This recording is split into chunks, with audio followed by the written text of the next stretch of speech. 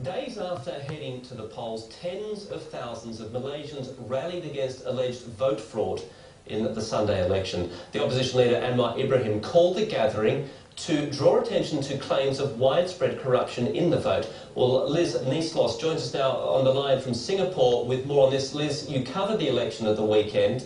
There were allegations leading up to the election that there was voter fraud. Those allegations were made by Anwar Ibrahim. But it's not just him that's making voter fraud allegations now, is it? No, that's true, Andrew.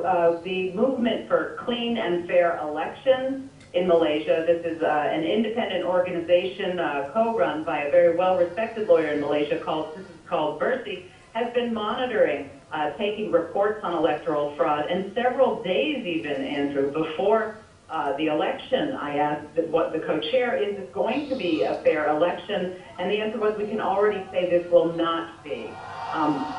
They are gathering information, and they're recommending the holding of something called a People's Tribunal, which is going to have people come forward and present evidence. Andrew, it's not clear when something like this would happen or even what effect it would have.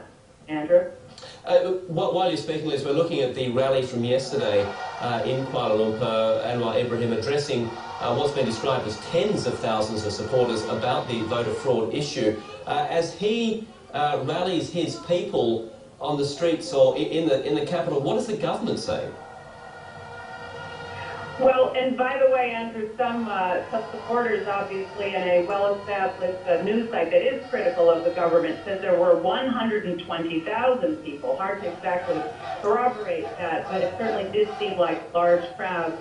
The government is saying that they want to see unity. The Prime Minister is saying that Anwar Ibrahim is essentially fomenting division and that he should put aside politics and put the nation's interests first.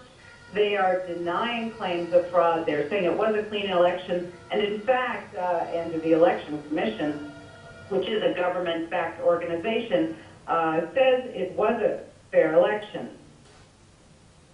It was, which Anwar describes as a tainted institution in the sort of in the hand of the government, but that's his allegation at the moment. Yeah. And the Election Commission is saying that the Election Commission is saying, well, you know, a rally is not going to do anything. If the opposition wants to contest this election, there are ways to do it. They have 21 days to file a court petition. They can prove in court that there was fraud. Andrew? Okay, Liz, thank you very much for that update. Liz Nieslos joining us on the line from Singapore on the ongoing voter election fraud issue after the recent elections in Malaysia. Now, media reports say the government in Bangladesh is ordering the closure of 18 garment factories.